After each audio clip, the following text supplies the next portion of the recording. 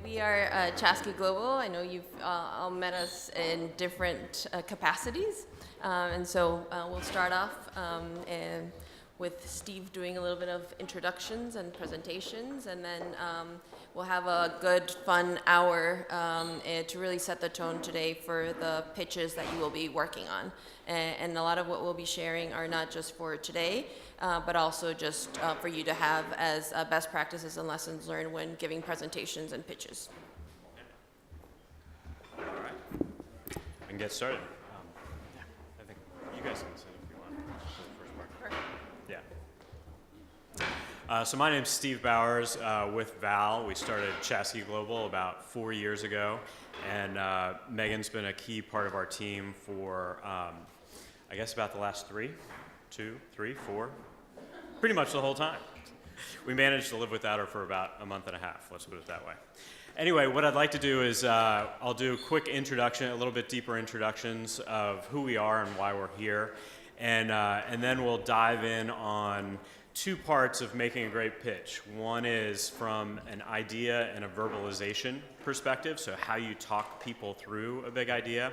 And then the second part of it will be how you visualize it and how you can use design to build presentations that really help land your idea and help you speak when you're not in the room. How you leave great things behind with people so that they can consider investing and supporting what you want to do. So very briefly on me, I've worked in policy-related communications, kind of at the intersection of policy, business, and communications for about 25 years now. 15 of those were in Washington, D.C. I've worked in industry sectors from healthcare to finance to right now I'm spending most of my time in renewable energy and doing global development work with Val. This is an example of a visual resume that Megan came up with that in one slide tells a bigger story than just your job. So I also like hiking, climbing mountains. Did Kilimanjaro a couple of years ago. Really big into dogs, and I'm from a part of the country where braai, in Midwestern terms, smoking meat is a really big deal. My partner Val, she has been around the world as much as any American under the age of 40, under the age of 35. Born and raised in Bolivia, speaks a number of languages, has spent a lot of time working at the Millennium Challenge Corporation, which I'll talk about in a second within the context of our pitch, and also does a lot of training at the Federal Executive Institute. And then finally, Megan Gadient is our art director, and she studied at the Rhode Island School of Design, which is kind of like the Harvard of design in the US. And one of the reasons why we felt so compelled to bring her on board and get her involved is that her specialization is data visualization. And communications in the policy space and increasingly communications in the business space, it starts with data visualization and ends with data visualization. So we feel like we're a little bit ahead of the curve when it comes to how we can make very complex ideas clear and relatable, in part by making data sets relate to personal anecdotes and stories from the field. Some of our work, you might recognize Social Impact. We help them modernize their brand after about 25 years, 30 years, which if anyone has worked with someone else's brand, it's a very intense and sometimes painful process because people grow very, very personally attached to their brand, even if it's no longer visually relevant in the world. Right now, we're doing a lot of work with PEPFAR and the Millennium Challenge Corporation on a data project. We've worked with the Inter-American Development Bank and also a neighboring institution to this one, James Madison's Montpelier. We've helped establish the communications platform for them over the past 5 or 6 years, even predating the advent of Chaski Global. So the two things we'll cover are content and presentation and design, and I'll turn it over to Val and Megan here in a bit, but I'll handle the first part of it. And keeping with the presidential motif, Thomas Jefferson said the most valuable of all talents is never using two words when one will do. So we live in a time where no one has time. And there's incredible competition for mind share, for attention. People judge very quickly whether they're going to pay enough attention to actually listen to what you're saying, or if they're going to turn you off even while you're speaking directly in front of them, because they're thinking about other priorities. They've already moved on. And so if you take away 2 or 3 messages from our presentation today, one of them is hit people quickly, hit people clearly, and hit people concisely. So less is more. You want to make sure that you're hitting the big moments in your pitch. And so what I wanted to do to start things off, because I hope it will make the rest of the content of our presentation a little bit more meaningful, is I wanted to give you the pitch for Chaski Global. And this is something very personal to us. And while we have not taken outside investment, opportunities happen everywhere. And at any time, we could have someone become interested in what we do, who could become a future client, and we might have 2 or 3 minutes just to tell them why we need to talk more and why we might be a good fit for them. And so I thought what I'd do is kind of give you an overview of what that is, and then the rest of it might make a little bit more sense, and you might be able to relate to it a little bit more. So the key piece of Chaski Global is we identified a gap. And when I say we, I mean Val identified a gap.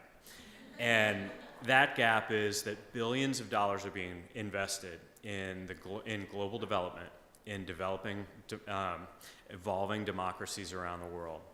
And communications has not caught up. So the style of communications and the quality of communications in the global development space is not the same as what you see in the private sector. And the result is that you have funders and you have beneficiaries who, in the middle of a project and at the ends of projects, might not be satisfied because they don't understand the impact, right? They don't understand the power of the investment, why it was invested intelligently and efficiently, and what the long-term context of that impact looks like. And so we created a firm to help solve that. Now I'll give you 2 numbers that give you the reasons why we're capable of performing this kind of work. One is 26. That's the number of countries that Val has worked in through the Millennium Challenge Corporation and others, specifically in communications in the global development space. So she's lived through this evolution, and she knows how far it still needs to go. My number is 114. I've worked in, as I mentioned before, a lot of different industry spaces, but one of my big projects a few years ago was doing the strategic messaging for Microsoft's flagship education program across 114 countries. So it was called Partners in Learning, and it brought education technology tools and capabilities to teachers and administrators across that many nations. The problem was there were 114 stories, not one.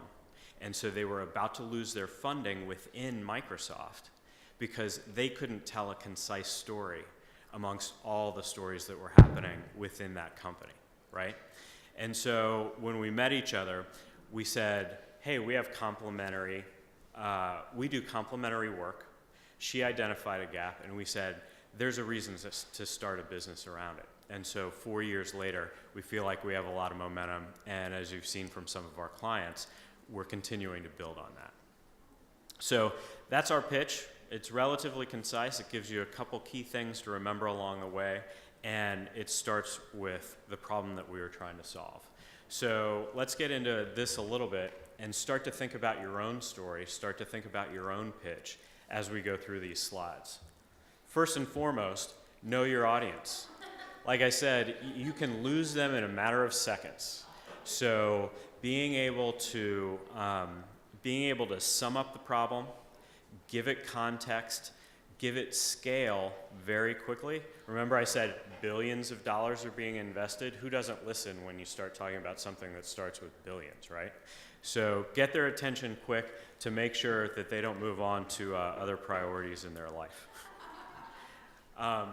The next piece of it is, and this is not intuitive to people at all. So when I'm speaking to you, it would make sense that what I'm saying is what's going to resonate the most. But actually, what matters most is how you present yourself physically.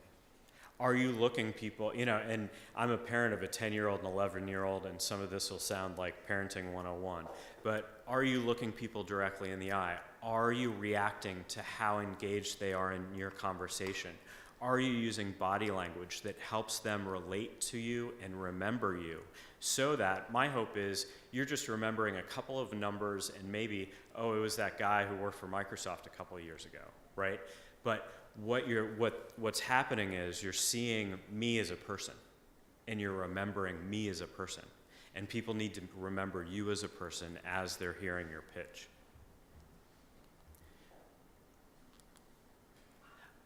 Less is always more. So not to beat this into the ground further, but the longer you talk without interruption, the less people start to remember. And so again, making sure that first definition of your pitch is concise and memorable is super important. So we wanted to play you a 45-second clip from an award ceremony that we think, even better than I hopefully just did, can kind of encapsulate this idea for you. Recently, John and I got to go to Selma and perform Glory on the same bridge that Dr. King and the people of the Civil Rights Movement marched on 50 years ago. This bridge was once a landmark of a divided nation, but now is a symbol for change. The spirit of this bridge transcends race, gender, religion, sexual orientation, and social status. The spirit of this bridge connects the kid from the south side of Chicago, dreaming of a better life, to those in France standing up for their freedom of expression, to the people in Hong Kong protesting for democracy. This bridge was built on hope, welded with compassion, and elevated by love for all human beings. Thank you. Pretty good, huh? So, what was he talking about? Literally, a bridge. Figuratively, a moment in time tied to the civil rights movement that can be applied all over the world today. The other thing he was talking about, without talking about it, was a film that made hundreds of millions of dollars and elevated the people who made it into a different realm. Because everybody who left that stage, their career hit a new plateau. But he summed up why, because it was the idea behind it. He was very humble. It was bigger than either of them. He didn't say, I'm accepting this trophy because I brought this role home. He was talking about Dr. King. He was talking about a literal bridge, and he was talking about a huge idea with global importance and global scale. So, personable and relatable. I think we've all interacted with people that were a little too desperate or a little too eager to get our attention, right? So there's a line between, in one sense, arrogance and humility.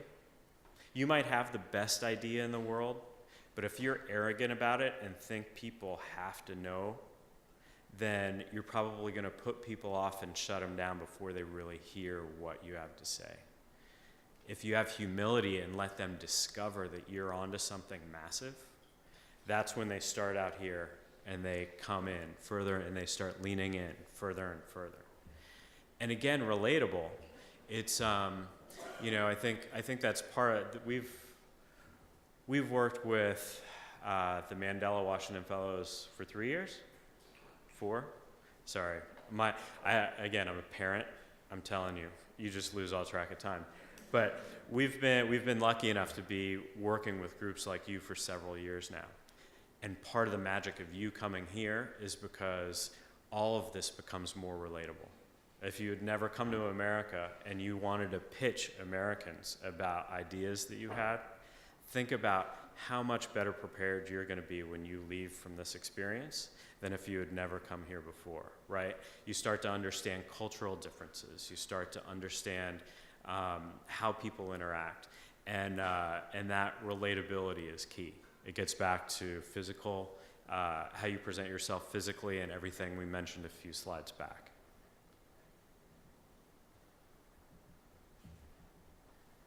So next, and if this is going too fast or if anybody wants me to slow down or ask a question, please feel free. I just have a couple more slides before I turn it over to Val. But where do I begin? Again, start with the why, start with the gap, start with the problem that you're trying to solve. And it's not obsessing about the problem. It's just indicating the problem, indicating the scale and the need that something that has to happen, so that then you get people interested to hearing about how you want to create a business or an organization to tackle this problem, and then what the company is going to do to address it, right? So again, going back to the Chaski model, it was the gap in communications, falling way behind the level of investment that governments and other private bodies are making through NGOs and developing and emerging democracies. You know, how are we going to do it? We're going to take our experience from the public and the private sector, mash it up, and put ourselves in these situations so that we can communicate it on a level that other stakeholders cannot. And then I told you about data visualization and the power of design and the power of communications vehicles to help land those messages with key audiences. That's the whole thing wrapped up into one. So start with the why, go to the how, and then what you're tangibly going to do to make a difference. So here's the other tricky thing, and I don't know, just show of hands, how many people have ever tried to fund a project before? How many people have asked money to fund an idea that you have?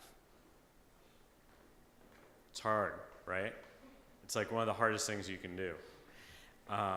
And what I've found through my experience, both doing that and being around the funders themselves, is that you don't have to be the person with all the answers.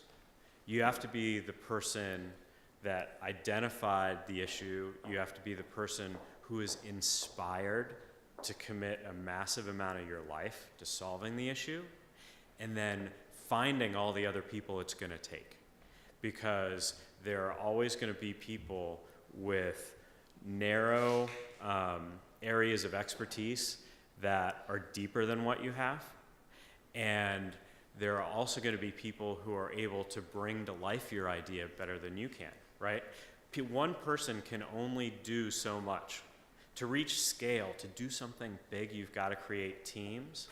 And so investors want to see how you're going to build that team and then enable you to go find those people and enable you to bring them in to help you achieve what you want to do. So while it's super important that you're credible, that you're responsible, that you have a complete handle on what the issue is and how you think it needs to be solved, the next step is these are the first 10 people I'm going to go find to help make this happen. Because that's really what people want to fund.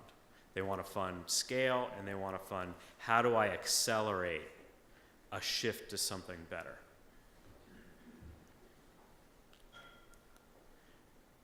So the metaphor. So it's very difficult sometimes. So you can have an idea that you lay awake at night thinking about, that you see in the streets every day, that is just so all around you, you can hardly think of anything else.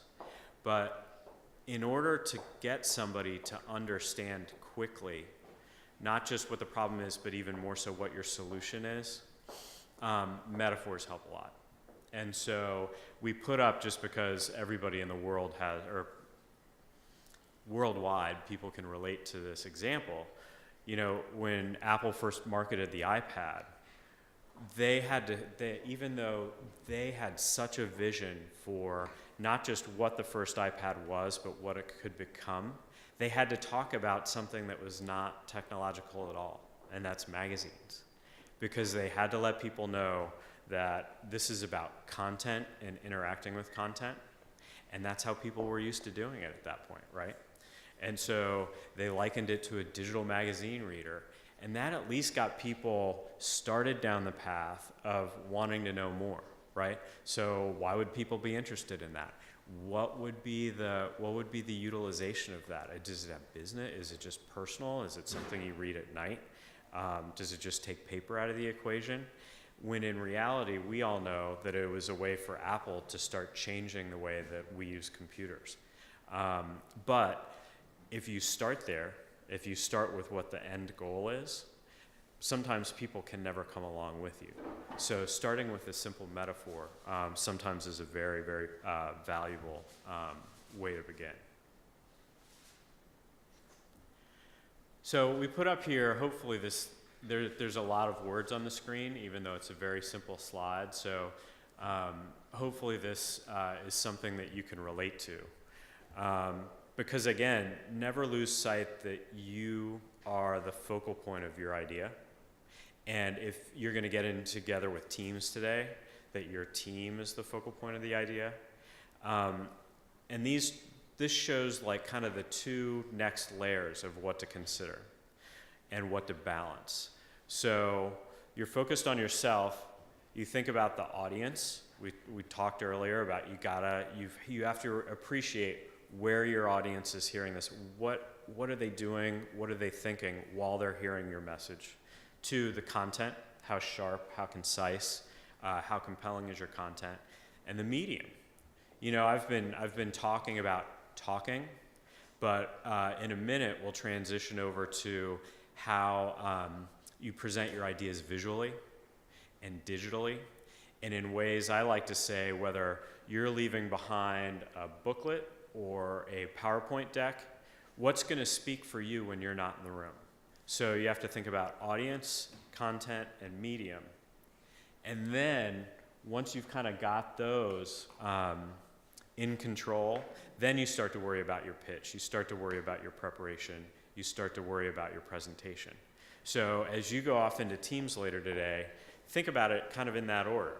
So look around your team, figure out what strengths and weaknesses you have, figure out if there's a natural spokesperson, figure out who has the expertise, the deepest expertise, and there might be several lanes of expertise that relate to your solution and the problems you're trying to solve. But then say, who's my audience going to be? How are we going to be delivering this message? And then let's focus on content. And then from there, your preparation will be that process, and then your presentation should all flow in together.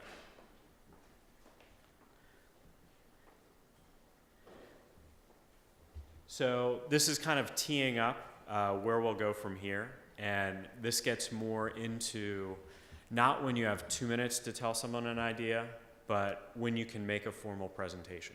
So say you get the half hour. Say someone says, your initial idea totally resonates with me. I need to hear more. I need to unpack the highlights of everything that you want to do and how you want to get there. So a lot of this follows the same trajectory that we were talking about for that 2 minutes, but it's expanded, and you'll see kind of a crescendo. So first off, and we'll send these slides, but it might be helpful if you want to take notes to take notes now, but we'll send all these slides out to you. But start with that origin problem, start with that gap that you're trying to fill, make it relatable. We do a whole day of presentations around communications, and one of my favorite parts of it is talking about the balance between individual anecdotes and data at scale. And what I put up is President Obama in the State of the Union about 5 years ago when violence in his hometown of Chicago was just going off the charts. He wanted to bring up gun violence in cities because, as you all probably know, we have virtually no gun control in the United States. And so what he did was talk about the scale of the problem. And there were scores. I mean, it's between 60 and 80 kids under 18 had been killed by gunfire in Chicago in the previous year. I mean, and hundreds more adults, but he was focused on the kids. And the reason why he was focused on the kids is because one of the girls, she was 16 or 17, who sang at his inauguration, was gunned down in a park by a stray bullet. And her parents sat with the First Lady up in the balcony. And so everyone turned to look at that point, and he had them stand, and people applauded, kind of an empathetic applause, because all of a sudden you're like, you can talk about numbers all day, but boom, that's reality. And then you think about the numbers, and then you think about, wow, there's 80 sets of parents out there just like them. And that's just 1 year. So when you start to build a crescendo, and you want to get people invested in your problem quickly, something that balances that personal anecdote and data can get people there fast, especially if you're thinking about something that might extend across your country or across your continent, right? So then, what are we doing? Talk about your team. It's good if you've already identified kind of the whole first layer of leadership. So you've got 3 or 4 different people, just like we all have different areas of expertise. You've got 3 or 4 different layers of people that you can talk to and how you're going to get there. And then vision, what can we become, right? What's the ceiling on what you want to do? And then at the climax moment, I think that's where you say, here's how your investment can help us, and here's how we think, here's what your return on our investment will be. And for a lot of you, it'll be social change, right?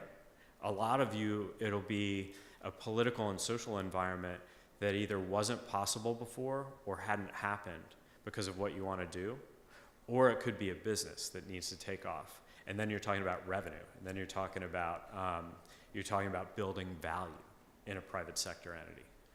But that's really where you hit a climax.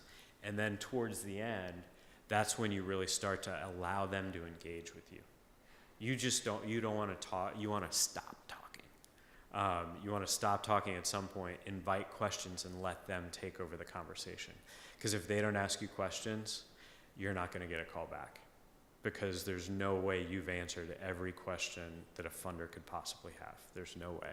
So I always get nervous when no one asks questions, because there's no way that I've been able to reach people to the depth that I've wanted to. So with that, this is another way to look at it. And these are kind of these are components that go into kind of that crescendo that I was just speaking to. And these are all just things to think about. And again, we'll send you the slides, so there's no reason to scribble all this down. But if you haven't addressed within that narrative arc, if you haven't addressed all of these types of pieces, you should go back and look for where you can fill it in. Or you should ask yourself, what do I not know yet, right? Because these are the types of things that funders or people who can give you the social license to do what you want to do are all thinking about along the way. So with that, I'll turn it over to Val and Megan, and we can get into the presentation side of it.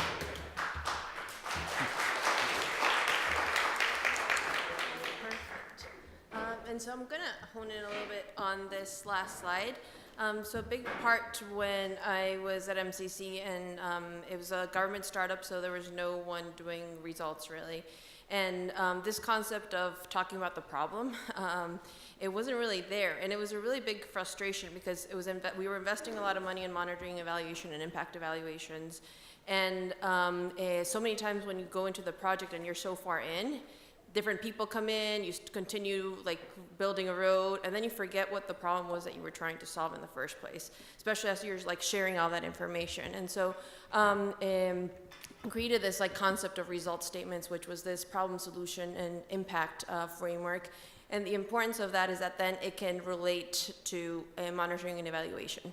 So this is the user-friendly language, but the solution is also an output, and an impact can be an outcome. And so it really helps bridge that gap between monitoring, evaluations, and communications, which was such a big part of my work at MCC. That said, on the presentation, as Steve just talked about, the presentations are stories, and they have a beginning, middle, and end. And that storyteller, presenter really has that opportunity to talk about it and tell their story in a different way.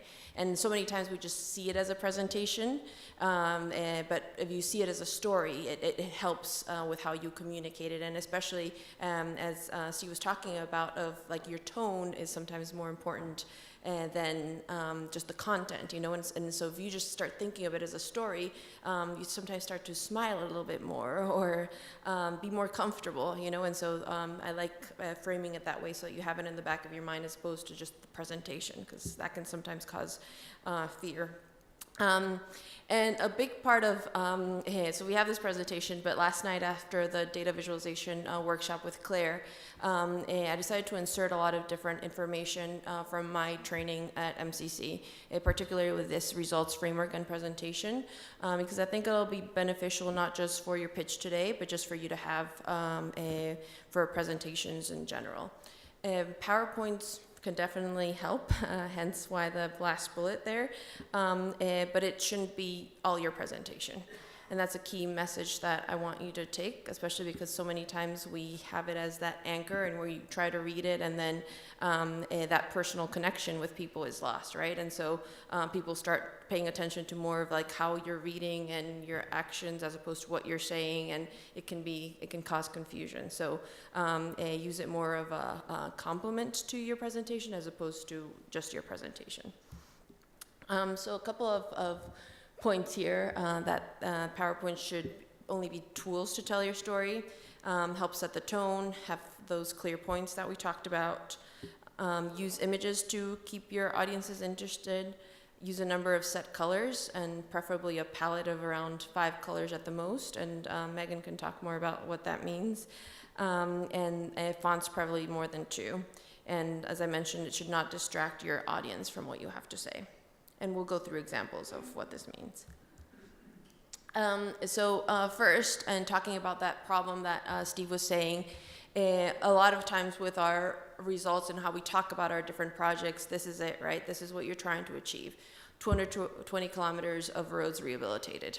And especially if you talk to sector specialists who are so passionate about the results, you forget about all the process and everything that happened to build that road, right? Maybe 5,000 people were hired and trained and capacity was built to build this road. And maybe resettlement was done right for the first time.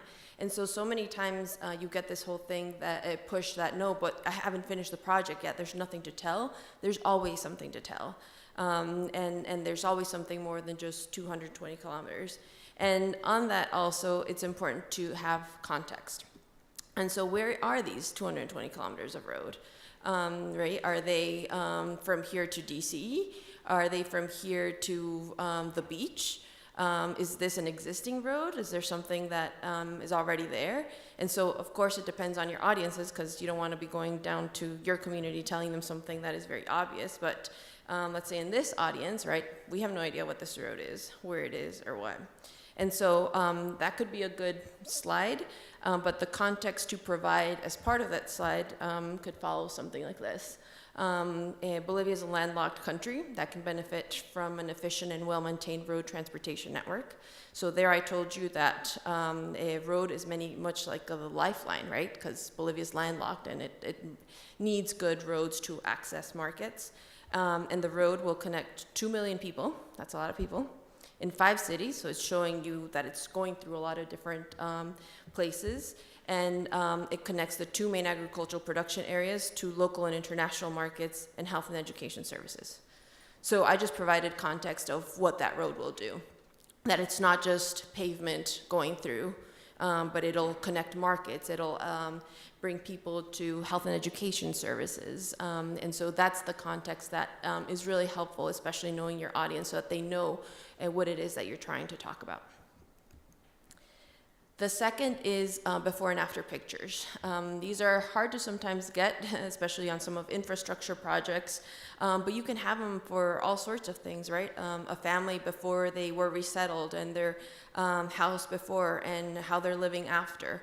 This just cut me 5 pages of slides. By just putting up a before and after, it's just so visually compelling, and you can tell so much with it. So the first, you see a road that was built, and you can see how it was before. You can talk about probably like the sewage issues and drainage and things like that. And the second one could be very compelling for climate change. And you don't really have to say that much because you can just see visually in pictures the change and that before and after. And so where you can, and if possible, that's a really good tool just to have because it can help you and tell a lot of information with just really good visuals. The third touches a lot on is some of that Steve mentioned on the Obama speech. And it really helps to give an example or an anecdote to help illustrate the bigger problem or solution.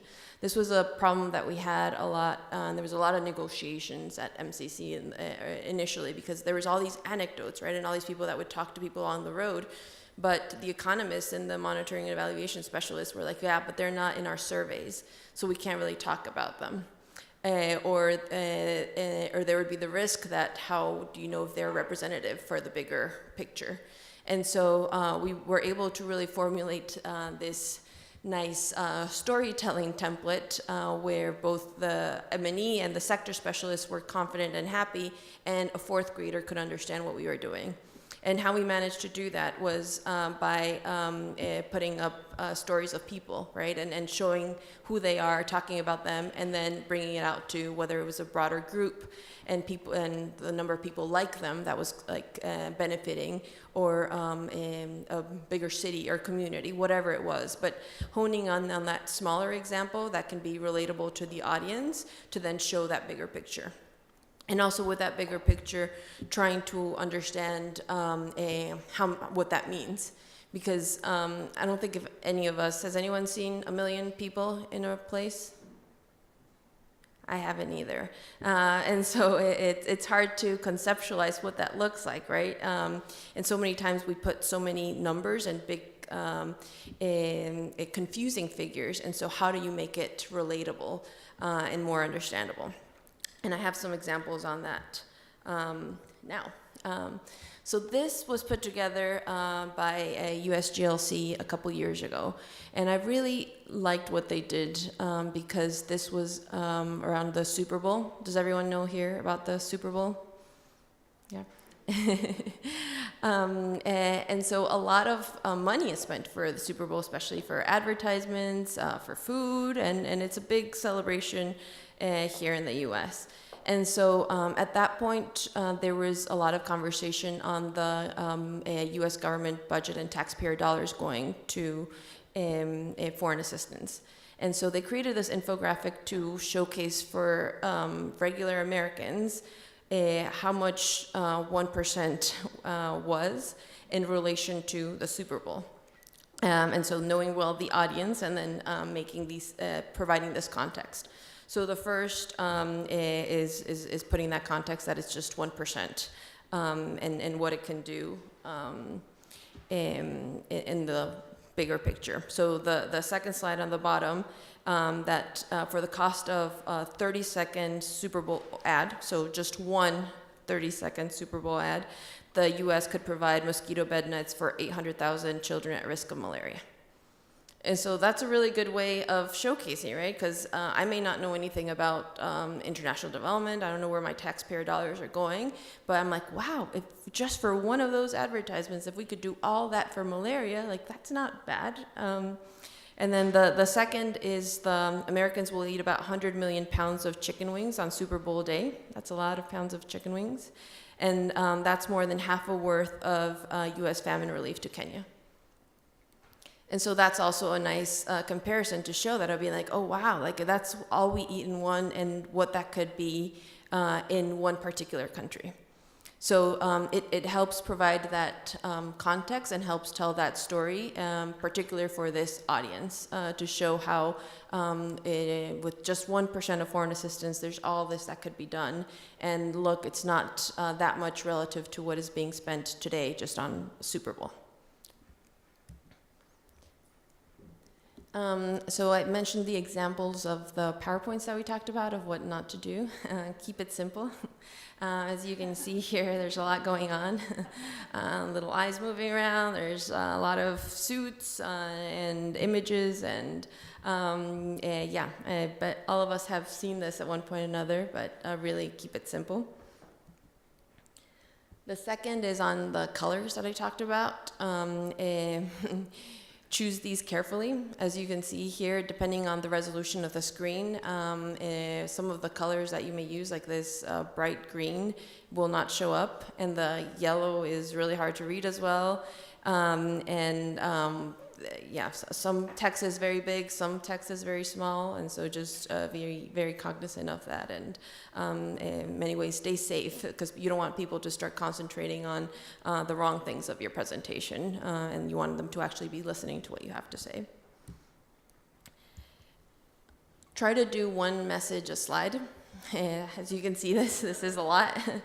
A lot of information in one place. At least the picture is really good, but I know you're all trying to read that instead of listening to me. And so that's why I don't put a lot of stuff in a slide. What you should do instead is this. That's a summary of what all that text said. And then I can elaborate on that. But all that information was about Chilean experts to the US and talking about the fresh fruits and grapes. And so here you have a beautiful picture of Chile, of the grapes, and you can elaborate and talk more about it instead of having all that text like you saw on the previous slide. Some other examples here, this is for one of our previous clients, is bullets, and so many times we think of it, just bullets down, the word, and just the different tools that we're used to makes us think this way, and Megan can provide tips on how to think things differently, because she is really incredible at that. And so in this case, how do you present this information in a more engaging way? It's not that bad, it's not that many, that much text, but it could be improved. And so for that, here's an example. Creating an iconography and including that, and instead of doing bullets down, doing columns across. That helps you read it a little bit easier and presents the information in a better way. Next, statistics as images, and breaking up infographics or creating illustrations in a more user-friendly way. And especially right now with the topic at hand with education and women, this is an exercise that we use a lot. 50% of people in the world are women. How could you showcase that in a more user-friendly way? Any ideas? Graphs? Okay. Someone else? Yep. What would that look like if you're just trying to showcase that 50% of the women of the world are women?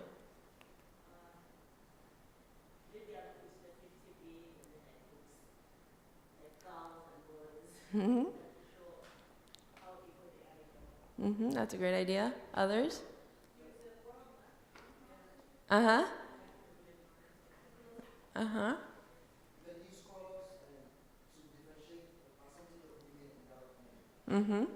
Perfect. Yeah, and that's exactly what we have here. 50% of the world are women, and then you have the world there, and half of it is that. And so there's a lot of different ways of showcasing it, and all of this is made in PowerPoint. So it's not, you don't need crazy design software. It's just really using what is there.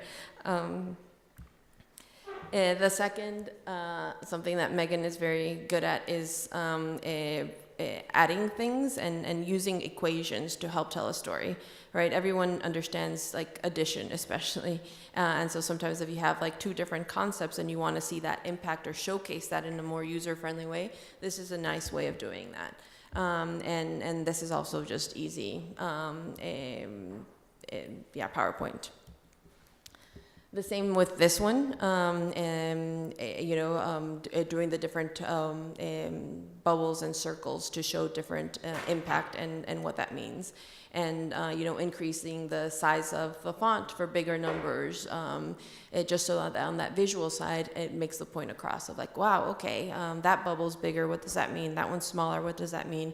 So it helps you see what you are hearing. And that's a big part of what the PowerPoint should be, help aid your presentation and showcase some of those different concepts. Here's another example that we have of, this is from the Inter-American Development Bank, trying to show the BDP and the population. And so this is a pretty neat chart in the sense that it's already visualized, I guess, from an Excel sheet, but there's still a lot that could be done with it. And especially because in those that were in Claire's data visualization session yesterday, and there's still, with a lot of the like maps and things like that, there still is more visualization that could be done for more user-friendly audiences and understanding what these things mean.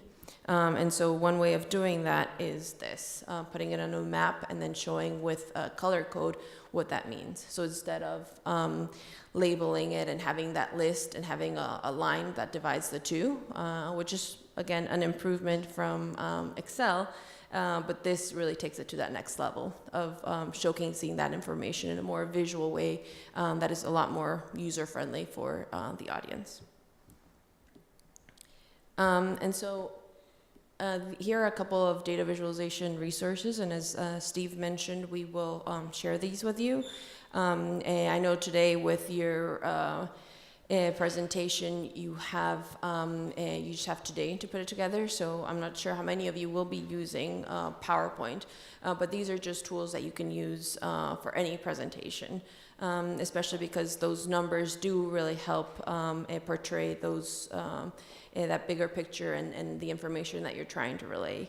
Just always be cautionable, though, not to include too many numbers, because then that can also lose people. So it's that fine balance of not too much text, not too many numbers, and then figuring out what is most representative that will help sell your story. And then similar to some of the different things for presentations, Creative Commons, which many of you may know, has a lot of interesting resources from data, from infographics. Pixabay has images that you can use, high resolution images, which are really important. And then Slides Carnival has free PowerPoint templates. So all of these are free resources that you can use to make these presentations.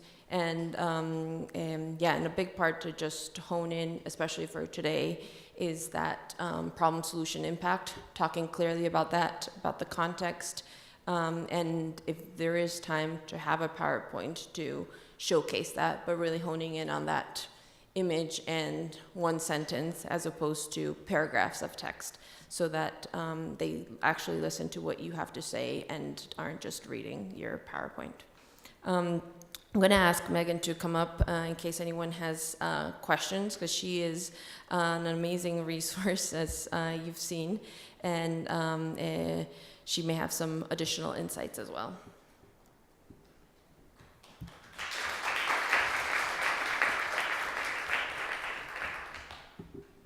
So does anybody have any questions on ways to visualize data, or just any thoughts that you guys have been having, any struggles you guys have been having with presentations in general?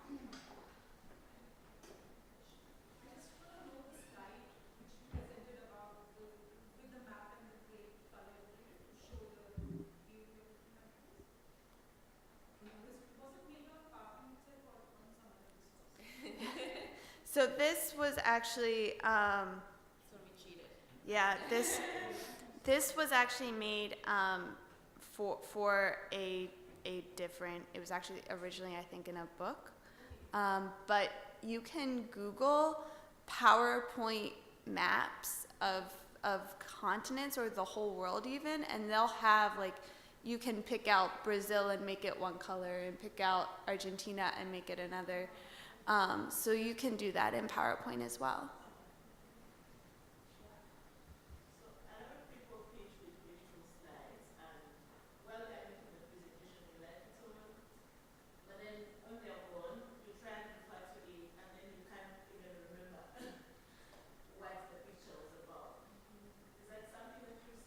And it will, and there's two things, right? You can have the slides for your presentation, and then there's a slide that you can hand over to them or email after that has all that context and that information. And so I think that's really important to have. And so having slides for your presentation and then your deck that then you share so that they can reference, which has more of that text and that information. Yeah. Yep. I always have challenges when I present to the audience and don't know who I'm going to meet. And also a mixed audience. Some of the audiences mix like maybe experts and donors and potential partners in there. And so you wonder, who should I focus for? How can I make the pitch general but not water it down? So I've always get this confusion, and I end up doing things to please everyone, but I don't feel like I'm owning it 100%. I think a big part is also seeing it as that story that we talked about, right? And so what does that entail? And that problem solution impact, having that context, talking about all those different elements, because that will resonate with any audience. The level of detail and how much context you need to include, I think that's what should be changed from time to time, because you don't want to insult an audience by providing an insight of like, and Tanzania is located in Eastern Africa. And so I think that's where a lot of that maneuvering, but having that a story there and set is really helpful, because the last thing you want is kind of like a TED talk, right? Once you have your presentation and that pitch ready, you want to be able to press play, rewind, fast forward at any moment, so you can start thinking about this tailoring and seeing how people are reacting instead of concentrating on the content. And that's the importance of, I guess, this other slide, the practice, right? And because it creates confidence. And Steve Jobs used to practice 2 full days for his 60-minute presentations when he launched all the Apple products. But that's even more for shorter presentations. They say that you should practice like maybe 5 days for the 13-minute TED Talks. And so you can see how even for shorter, you sometimes have to practice a lot more, because there's a lot more information that you're trying to showcase and still be compelling and understandable and relatable. And so I think a big part of that is just like practicing that story, and then you can alter things depending on how you're also seeing your audience, body language. But that's where the practicing comes into play, so that it becomes very natural and very easy. I think one other thing too, Abella, is when you think about problem solution impact, you can expand your impact expand your solution so that, maybe your solution is, we need a team of people, like a team of volunteers on the ground helping us, and maybe another part of the solution is, we need X amount of dollars to help fund this, and maybe another part is, we need partners who can supply us with backpacks or something like that. And so you can sort of expand that solution so that then when you get to the end in the question area, people kind of know, okay, this is what she's trying to get, like this is what she needs in order to reach her impact. So now I can ask questions that are more applicable to me.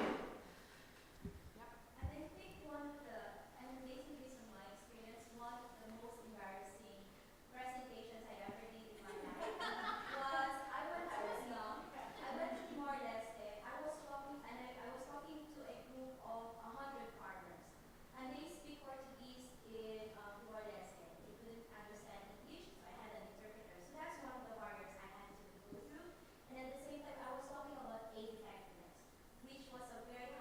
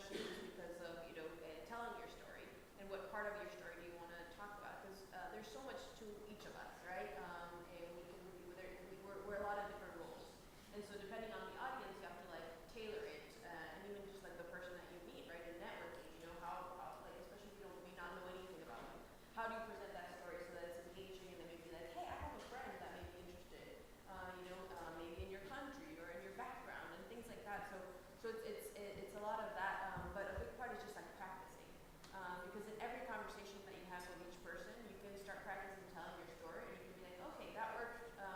I think that's understandable, and then you practice with the next person, right? You practice with your family.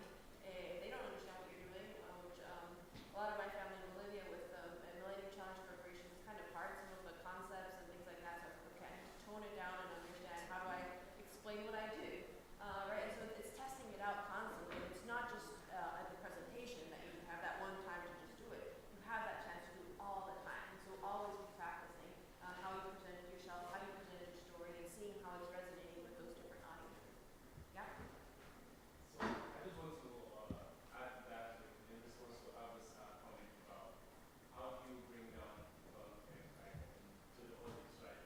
So I just want to share this. One of the things that I found is working for me actually once in a while, like you have a sort of audience, like you can one thing you can do is to look for relations, look for just acquisition. So what I mean is if you're talking about such history, you think it's really high up there, and then you know you're talking to farmers, you can actually look for metaphors so that when you want to represent your past, you try to place them against farming metaphors, maybe farming practices, to say, hey, think about it in this way, so that you don't present it just in that fashion, just in that context. You try to bring it, if you do your research actually, you try to use, like, remember that slide we were talking about the Super Bowl and malaria, right?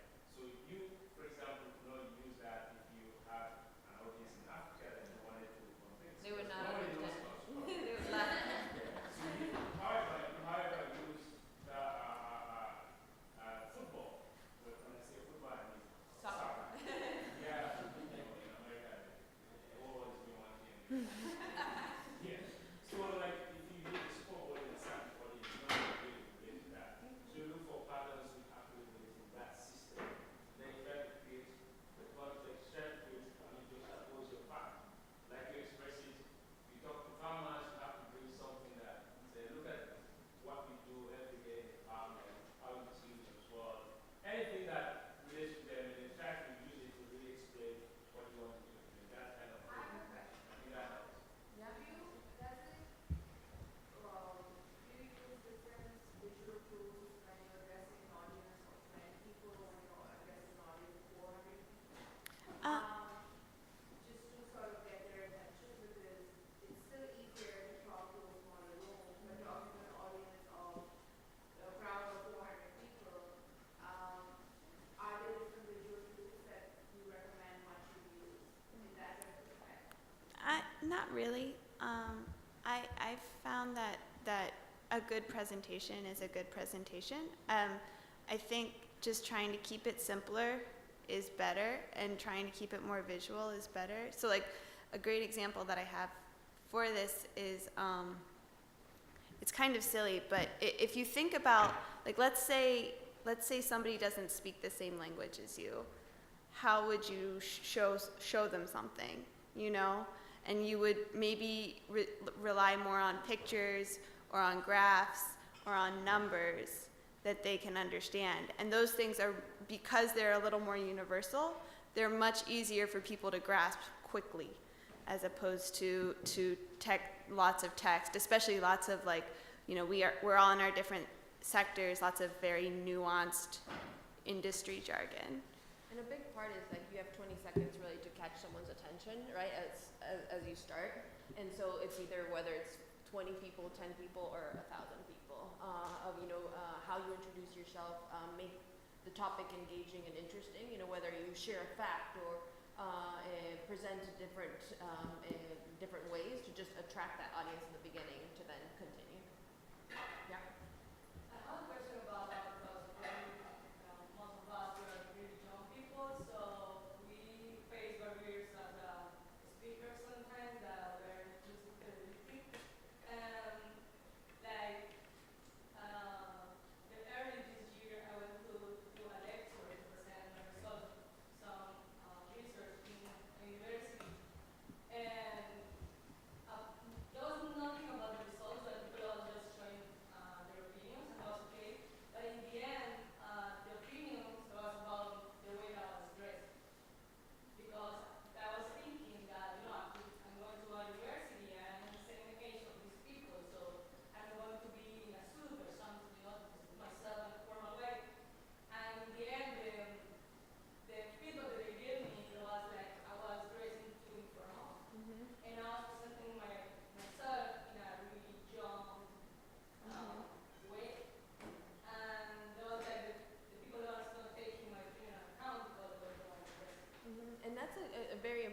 especially that self-awareness, right? Of like, how are you being perceived? And sometimes, you know, they'll be like, it's a presentation, it's very informal, or it's very formal. Just always dress the way you want to be seen, and that will also help you. And then just also what will give you confidence, right? So that shouldn't be the time to try a new hairstyle or new like earrings, that you're concentrating on the earrings not falling the whole time. You know, whatever it is that like makes you feel confident. And these are my favorite pairs of shoes. I'm not thinking about the heel hurting me, right? I knew I was going to be up here, comfortable shoes. Wonderful. So thinking about those things as well, and sometimes it is like people do that disservice of like, no, it's just like a young crowd. But in order to get to that respect, especially as young individuals, what does that look like, right? When you look at speakers, what are they wearing? How are they presenting themselves? That then you should emulate so that you're also receiving that respect. Especially because as being young leaders, it is harder sometimes to get that and respect and people to hear you out. And so how you dress, how you present, your tone, your word choice, it really makes a difference. And some facts. Just quickly add to Yeah. that. And I love the way you guys started with your individual resumes, visual resumes, because first of all, you want to establish our credibility, that what we are saying is useful, is important. So, and most difficult thing is when we have to talk about ourselves. And we tell something about yourself, that's the first question people can ask. So if it is out there visually, that's why it's easier for you to express what you're doing and establish your credibility. Yep. Yep. I have a question about engagement of the audience, like as you just did with the Globe and asking us how we could say this that differently. So what is your opinion, to what extent, or like maybe some tips and tricks on that, so that the presentation is not like opening, it's not turning to the audience so much, meaning that they are now talking in my place. Yeah. Well, if it's a pitch, you have a certain amount of time, right? That you have to like present, and then there usually is like time for question and answer after. But for a general presentation, I like more of that conversation. Granted, there sometimes is a risk that then it gets out of control, but it's just practicing on how to hone it back in and be like, we'll get back to that. Let's just continue because some of your answers maybe will be addressed shortly. Something like that, but it is nice just because it helps keep people engaged. So it's not just one person talking, and that's also the reason why we break it up in this presentation, you know, so that it's not just Steve talking or Megan talking, so that you get to see different presentation styles and continue being engaged on the topic. Can I add on the PowerPoint preparation part? So we touched upon how Steve Jobs, you know, he spent 2 days to prepare, talk through his slides. But before talking through your slides, you have to prepare the slides, and it's very difficult, or it takes too much time to prepare such slides. So I have tried it this summer at the presidential precinct while I was preparing for the pitch. You know, at the end of the day, I was the happiest person on earth because I've never done, you know, a presentation like that before. It was only numbers and pictures and things like that. It was only text before. So to put on a text on a slide is very easy, but not pictures and graphics and things like that. So it takes too much time not only to prepare, but also to prepare for the slide. Yeah. Well, it helps like see like that visual aspect, right, to help tell your story. So if I'm talking about, you know, growing up in La Paz, Bolivia, and then I have a picture of La Paz, that really helps because people will be like, oh wow, okay, there's the Andes, it's like a big hole, so I don't have to tell you all those different things, you just have that image that complements what I'm saying. And so that's where, that's what the PowerPoint should be. It should just complement what you're saying. It shouldn't have all that information. And so it does it makes you think in a different way. But once you get used to it, it really helps, you know, because then you don't have to concentrate on like, oh shoot, I didn't, like, there's a typo there because I put so much text. It's more of like, there's a beautiful image that complements what you're saying, or there's an incredible statistic that then people will remember that and be like, wow, okay, that's really impactful. So yeah, thank you for sharing that. I think the other thing, just to touch on that quickly, is one thing that I kind of got a sense of is I think a lot of people are very hesitant to present because you're putting yourself, it feels like you're putting yourself out there, right? Like you're putting yourself up for judgment. But instead, if you're thinking about it in this way, you're actually, like, people are giving you the opportunity to talk about something that you love, to talk about something that you're passionate about. And so yeah, it takes time, takes a heck of a lot of effort and a heck of a lot of practice, but it's so rewarding because you're getting to share something you love with other people. And so I think, just like Val said, maybe think of it as you're telling your story as opposed to giving a presentation. Consider thinking about it more in those personal terms, that you're getting to share something that's really important to you with other people. And how cool of an opportunity is that? Yep.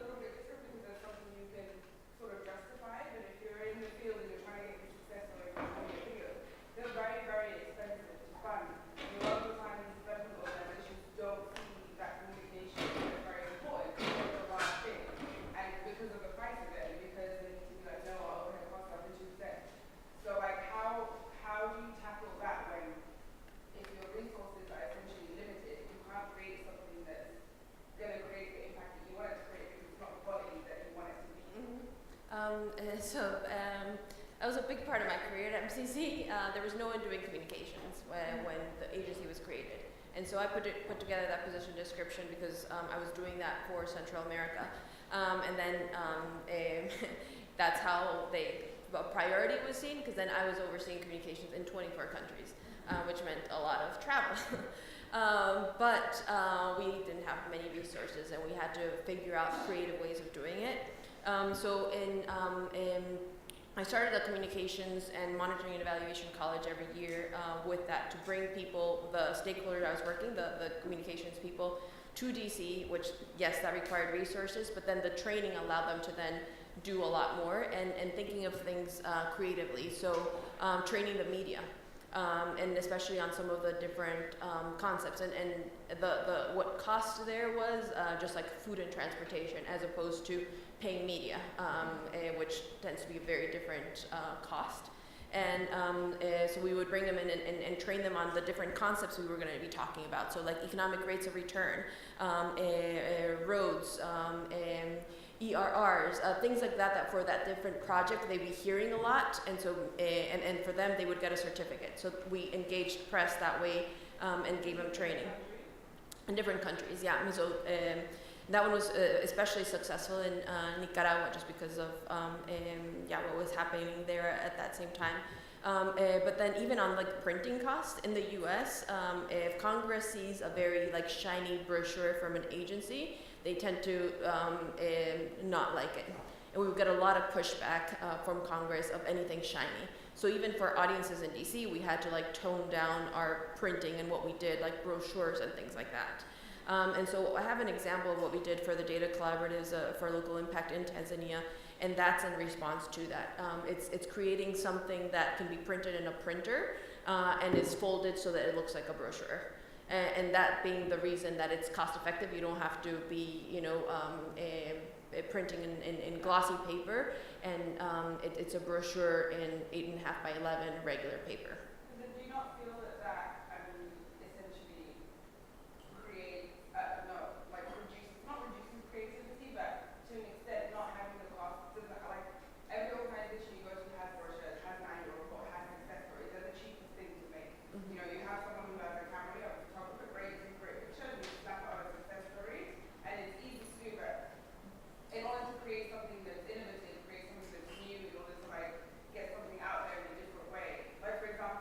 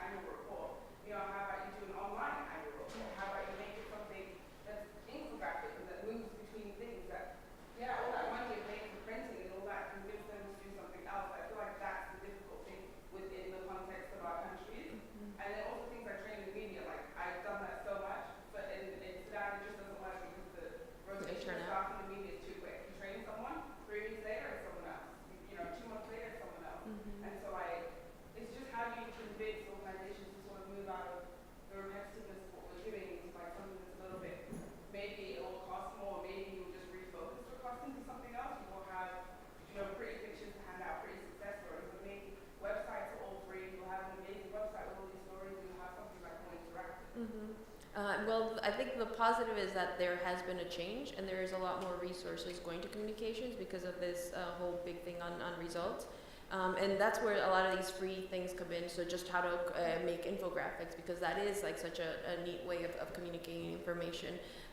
And so just pushing some of those different things and then having someone vouch for it and be like, wow, let's do more of these, you know, let's concentrate on that. And that's kind of how we were able to grow the portfolio at MCC. And now there's like 11 people on communications as opposed to just me before. So it happens, just keep going at it. And I promise that by doing some of these different things differently, someone will finally be like, let's continue doing more of that and less of that. But I think, Nancy, how are we with time? Are we wrapping? Perfect. And so, and you'll be talking a little bit more about this and later on just the rubric and what you will be being evaluated on for your pitches. But so here, just a little bit of the things of the content that we talked about, right?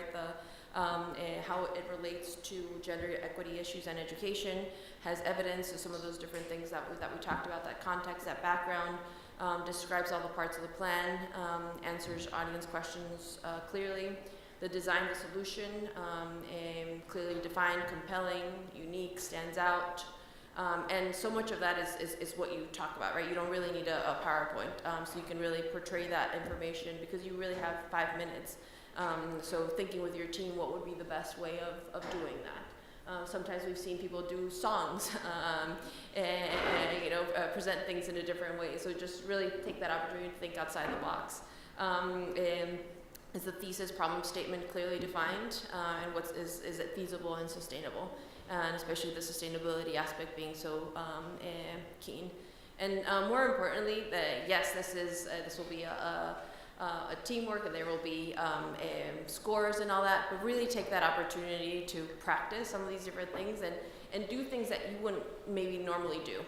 Because a few times in life you have kind of this support group that you can test things out, and instead of seeing it as like a judgment and a scoring, seeing it as like, hey, what resonated? You know, is that something that we could continue doing it? Like, could I do that in my presentation outside of this group? So really see it even in that way, as like a growing opportunity of how to present your story and the information and this idea that you come up with in a potentially innovative and unique way with a pretty user-friendly audience, which is all of you, that can provide feedback and be like, hey, that was amazing, or maybe do this a little bit differently. It could really have a bigger impact if you say this, or whatever that is. So I push all of you to, as others are doing the presentation, I know you may be nervous about what you will be coming up on, but instead just take notes for the others and be like, hey, like this was really great. Provide constructive feedback, because this is the support group that you've created in the past week, and just continue nurturing it. And so much of building those relationships is being vulnerable, right? And putting yourself out there for people. And all of us have put yourselves out there this week, and so just it's a nice tie-in that you can like then use this presentation to continue building on that and expanding on that relationship that you have already started. So thank you very much for the opportunity for us to stand up here and share some of these lessons learned and best practices. If you have any questions, need any resources, any advice, we're always happy to provide support, assistance, guidance. And yeah, we'll be here probably 30 more minutes, and then here's our email and contact information. Thank you.